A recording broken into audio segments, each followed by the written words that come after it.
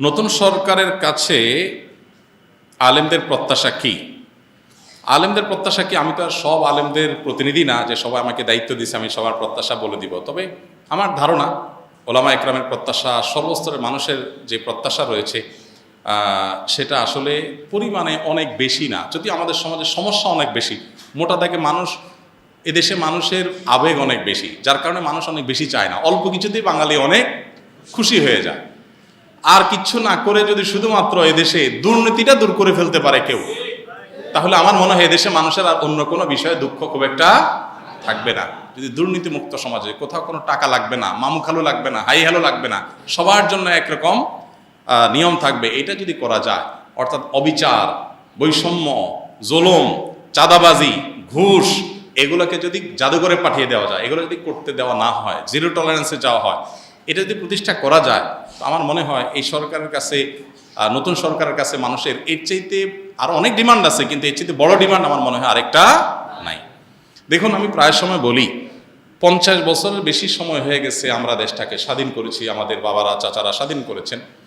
তো 50 বছরের বেশি হওয়ার পরও এই দেশে এতগুলো সরকার আসছে গেছে, কোনো সরকার এদেশের মানুষের খাবার, মুখের খাবার এবং পানীয়টাকে নিরাপদ করতে পারে নাই। পৃথিবীর বিভিন্ন দেশে আপনারা যাবেন, যারা বিভিন্ন দেশে গেছেন, আপনি পানি পান করবেন, পানি পানের যে ব্যবস্থাপনা একটা রাষ্ট্রে সব জায়গায় আছে, 100% সেফ, নিশ্চিন্তে আপনি পানি পান করতে পারবেন। আমরা যখন বাইরে যাই, আমাদের দেশে দোকানে গেলে, মুদি দোকানে গেলে একটা কেকের প্যাকেট, একটা বনের প্যাকেট বা একটা আপনার ফাস্টফুড আইটেম, এটা মুখে দিতে আমরা 10 বার চিন্তা করি।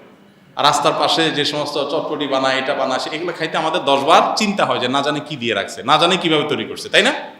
নিরাপদ খাদ্য, নিরাপদ পানি, এটুকু মানে শুধু একটু পানি পান করবে মানুষ, এইটুকু নিরাপদ 50 বছরে কোনো সরকার করতে পারে নাই। কিন্তু আপনি বাহিরে যাবেন, অবাক হয়ে যাবেন, থাইল্যান্ডের রাস্তা রাস্তা যে আপনার স্ট্রিট ফুড আছে, 100% টেনশন মুক্তভাবে আপনি খেতে পারবেন, কোনো টেনশন নাই যে এগুলো অন্তত হেলদি। হালাল হারাম এর ব্যাপার আছে, সেটা ভিন্ন বিষয়, কিন্তু একেবারে টেনশন মুক্ত হেলদি, অর্থাৎ এটা তারা নিশ্চিত করছে কেউ কোনোভাবে এগুলোতে কোনো অন্যায় করতে পারে না। আর আমাদের এখানে পুলিশে কিছু টাকা দিয়ে দিতে পারলে সব হালাল, আর পুলিশে টাকা না দিলে হালাল জিনিসও কি হারাম হয়ে যায়, দৌড়ের উপরে থাকা লাগে। তো এই পরিস্থিতির অবসান হওয়া দরকার। 50 বছরের বেশি হয়ে গেলেও আমাদের পরে যারা স্বাধীন হয়েছে সে সমস্ত দেশে আমাদেরকে চাকর হিসাবে নেওয়ার জন্য আমাদের মন্ত্রীরা গিয়া ধর্ণা দিয়ে বসে থাকা লাগে যে আমাদের দেশ থেকে কিছু চাকর হিসাবে নেন, অন্তত ভিসা দেন।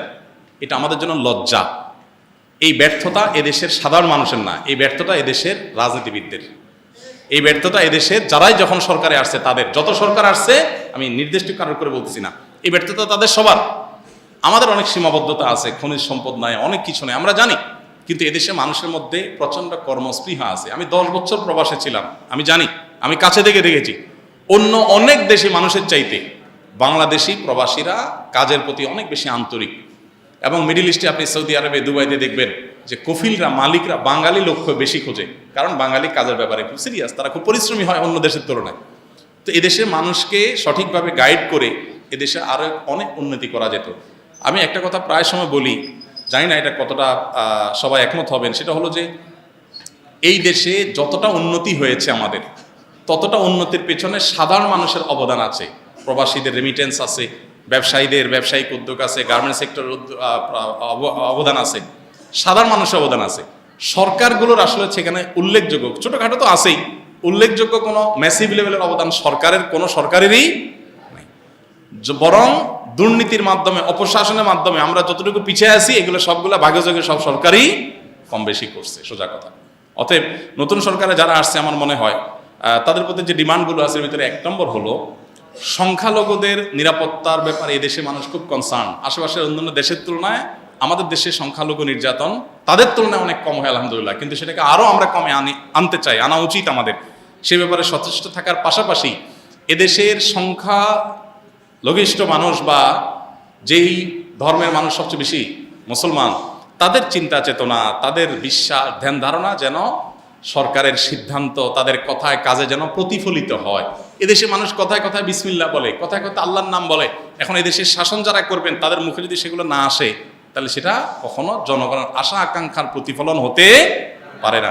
অতএব প্রথমত তাদের কাছে আমাদের চাওয়া হলো, আলেম সমাজ বা আমার একজন আলেম হিসাবে আমার চাওয়া হলো যে সংখ্যালঘুদের নিরাপত্তার ব্যাপারে আলহামদুলিল্লাহ এদেশে মানুষ খুবই দায়িত্বশীল, সহাবস্থানে বিশ্বাসী। এদেশে দাঙ্গা বলতে যেটা বোঝায় ধর্মীয় দাঙ্গা, আশেপাশে সব দেশে হলেও এদেশে আলহামদুলিল্লাহ কখনো উল্লেখযোগ্য সেরকম কোনো দাঙ্গা হয়নি। ছোটোখাটো যে ঘটনাগুলো ঘটছে সেগুলো কমাতে হবে, সচেষ্ট থাকতে হবে। তার পাশাপাশি সংখ্যাগরিষ্ঠ মানুষ যে মুসলমানরা আছে তাদের চিন্তা চেতনা, তাদের আদর্শ বিশ্বাস, এটার প্রতিফলন যেন সরকারের সকল কাজে কর্মে পদক্ষেপে হয়, এ ব্যাপারে তাদেরকে সতর্ক থাকতে হবে। দ্বিতীয়ত যে প্রত্যাশা তাদের কাছে সেটা হলো জুলুম, চাঁদাবাজি, পেশি শক্তির যে অপব্যবহার, এটার কারণে যে আমরা অতিষ্ঠ, সে বিষয়টাকে তারা যেন দূর করতে পারে। ধরুন আমাদের সমাজে এই যে জুলুম, চাঁদাবাজি, এগুলোর কারণে কি হয় আপনারা সবাই জানেন। একটা সবজি উৎপাদন করে যে গ্রামের কৃষক, ওই বেচারা সেটার যে দাম পায়, শহরে আসার পর সেটা যে বিক্রি হয়, এখানে গ্যাপ বা ব্যবধানটা আকাশ আর পাতাল। কৃষক হয়তো কেজি 2 টাকা 3 টাকা 5 টাকা পাচ্ছে, আর ঢাকা এসে সেটা বিক্রি হচ্ছে 40 টাকা 50 টাকা 60 টাকা। এত বড় গ্যাপ কেন হচ্ছে আমরা সবাই জানি কেন হচ্ছে। চাঁদাবাজির কারণে হচ্ছে। রাস্তা রাস্তা ট্রাক থামায়া থামায়া চাঁদাবাজি, সব পর্যায়ে আড়তে চাঁদাবাজি। এই চাঁদাবাজি করা মানুষদের সংখ্যা তো অনেক বেশি না। যদি কোনো সরকার সিরিয়াস হয় যে না আমরা এগুলো বন্ধ করব, তাহলে কৃষকও বেশি দাম পাবে, আবার ভোক্তাও অনেক বেশি দামে কিনতে হবে না, একটা ভারসাম্য ভাব আসবে। অতএব এই যে কোনো মূল্যে জুলুম, চাঁদাবাজি এবং পেশি শক্তির অপব্যবহার এটা বন্ধ করতে হবে। এটা হলো একটা বড় প্রত্যাশা। দেখুন ঢাকা শহরে আপনি মহাখালী যদি যান, কখনো কখনো কারণ বাজার ফ্লাইওভারের এখানে দেখি, আপনারা খেয়াল করেছেন নিশ্চয়ই, বিশেষ করে মহাখালীতে এটা আমার চোখে বেশি পড়েছে, আরও অন্যান্য জায়গাতেও আছে। আমি তো সব দিকে আমার মুভমেন্ট থাকে না, তো এই সাইডে আমার মুভমেন্ট বেশি হয়। আমি দেখেছি যে মহাখালী যে বাস টার্মিনালটা আছে, ওটার আশেপাশে রাস্তার ধারে দেখবেন আপনারা বড় বড় বাসগুলো পার্কিং করে রাস্তার উপরে রেখে দেয়। সন্ধ্যা সারাদিন ট্রিপ মেরে এসে সন্ধ্যার পরে পার্কিং করে, সকাল পর্যন্ত পার্কিং থাকে। এখন আপনি রাত 8টা 9টা বাজে যদি ওই রোডে যান, দেখবেন বিশাল জ্যাম। কেন জ্যাম হয়েছে? কারণ রোডের অর্ধেক 3 লাইন পার্কিং, 3 লাইন কি করছে, বাস পার্কিং করে ধুয়ে দিছে, সকাল পর্যন্ত এটা পার্কিংয়ে থাকবে। তো জনগণের ট্যাক্সের টাকা রাস্তা হয়েছে, যেই বাস কোম্পানি ব্যবসা করতেছে, এটা কি তার পার্কিংয়ের জন্য আমরা টাকা দিয়ে রাস্তা তৈরি করেছি? কোটি কোটি টাকা দিয়ে তুমি বাস কিনতে পেরেছো, তোমার বাস রাখার জন্য পার্কিংয়ের জায়গার ব্যবস্থা কেন করতে পারো নাই? পারে নাই এই জন্য যে এখানে সে গায়ে রাখার বিনিময়ে এখানে যারা দেখবে, দেখভাল করবে, সে পুলিশদেরকে চাঁদা দিয়ে ম্যানেজ করে ফেলছে। কত টিভিতে এটা নিয়ে নিউজ হয়েছে, কিন্তু এটার কোনো অবসান হয় নাই। সিএনজি আলাদেরকে দেখবেন যে মান্থি কে না জানে, এগুলো ওপেন সিক্রেট। মান্থি জানেন না আপনারা? যে মাসে মাসে চাঁদা দেয় পুলিশ অফিসারকে, তার কার্ড থাকে, যে কোনো জায়গায় দেখলে ছেড়ে দেয়। মানে জুলুম, চাঁদাবাজি এগুলো এত খুল্লুম খোলা হয়ে গেছে যে এটা সমাজের রন্ধ্ররন্ধ্র হয়ে গেছে। অতএব আমার মনে হয় অন্যান্য মানুষের মতো আলেমদের প্রত্যাশা হলো যে জুলুম, চাঁদাবাজি এবং পেশি শক্তির ব্যবহার বন্ধ করা। 3 নম্বর চাহিদা হলো, প্রত্যাশা হলো দুর্নীতির ব্যাপারে জিরো টলারেন্সে যাওয়া। কোনো অফিসে, আদালতে, কোথাও যে মানুষের যাতে পেরেশানি পোহাতে না হয়, যে মামু খালু ছাড়া কিছু হবে না, হাই হ্যালো ছাড়া কিছু হবে না, এরকম যেন না হয়। সবার জন্য যাতে সমান সুবিধা থাকে। আমাদের দেশটা অনেক গরিব, অনেক দিক থেকে আমরা পিছিয়ে আছি, নিশ্চয়ই আমরা জানি সেটা, কিন্তু যেটুকু হবে সবার জন্য সমান হোক। কারণ মামু খালু আছে তার জন্য সব হবে, আর যার মামু খালু নাই, হাই হ্যালো নাই, টাকা পয়সা নাই, তার জন্য কিছুই হবে না। এটা যেন না হোক, এটাই হলো প্রত্যাশা। বিষয় হলো যে বিশেষভাবে নিরাপদ খাদ্য, নিরাপদ পানীয়, যেটার কথা আমি বলছিলাম, নিরাপদ ঔষধ, নিরাপদ খাদ্য, নিরাপদ পানীয়, নিরাপদ ঔষধ, এই 3টাতে নিশ্চিত করা। দেখুন যেই ঔষধের মাধ্যমে মানুষ বেঁচে থাকবে, ট্রিটমেন্ট করবে, আমি নিজেও জানতাম না এক সময় যে ওষুধের ক্ষেত্রে এত 2 নম্বরই হয়, যে নকল ওষুধ নাকি হয়। তাহলে একটা মানুষ যে ওষুধ খেয়ে সে সুস্থ হবে, উল্টা ওই ওষুধ খেয়ে সে আর মরে যাচ্ছে। বাংলাদেশের বহু গ্রামে, আমি আমার গ্রামের কথা বলি, আমার গ্রামে লক্ষ্মীপুরে, আমার গ্রামে শুধু আমাদের বাড়িতে 8 জন মানুষ ক্যান্সারে মারা গেছে। আমার বাবা নিজে ক্যান্সারে মারা গেছে, আমার হাতের উপর দিয়ে চটপট করতে করতে। আমার চাচারা কয়েকজন মারা গেছে, চাচাতো ভাইয়েরা কয়েকজন মারা গেছে। কেন? খবর নিলাম যে পানি যেটা খায় পুরা গ্রামের মানুষ, এটা ক্যান্সারের কারণ। আর্সেনিক আছে, আরও অন্য বিষয় আছে, যেগুলোর কারণে এখান থেকে ক্যান্সার হয়ে যাচ্ছে। সাতক্ষীরার একটা গ্রামের মানুষকে নিয়ে দৈনিক পত্রপত্রিকা নিউজ হয়েছে যে একটা গ্রামে মানুষ মরে, অনেক মানুষ মারা গেছে শুধুমাত্র পানি বিশুদ্ধ না থাকার কারণে, পানিবাহিত অসুবিধার কারণে। আমার নিজের বাসায় এই যে কয়দিন আগে পরপর 3 জন জন্ডিসে আক্রান্ত হয়ে চরম অবস্থা হয়ে গেছে, মরণাপন্ন অবস্থা হয়ে গেছে। পরে চেক করে দেখা গেল সমস্যা পানিতে। তো খাদ্যে ভেজাল, এটার কারণে কিডনি শেষ হয়ে যাচ্ছে। আমাকে এক ডাক্তার বলেছেন যে বাংলাদেশের যতগুলো ডায়ালাসিস মেশিন আছে হসপিটালগুলোতে, এগুলোর একটা তো আপনি দেখবেন স্লট খালি নেই। এত পরিমাণ কিডনির রোগী হয়েছে এদেশে যে একটা তো কি নাই, স্লট খালি নাই। অসাধু ব্যবসায়ীরা খাদ্যের মধ্যে ভেজাল দিয়ে দিয়ে আমাদের কিডনি শেষ করে ফেলতেছে।